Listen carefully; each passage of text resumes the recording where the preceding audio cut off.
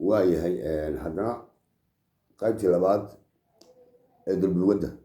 ama durbaanka markii hore maxaa idin tusay maaj imikana fogoska baa kana fogos baa la idhahdaa qabso haddaba halkaa ka eego baro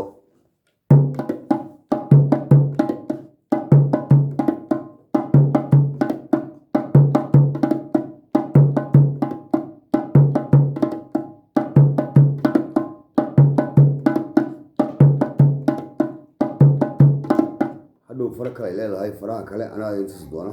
horta 7 teen baan idin dhamaynayaa ma fahamteen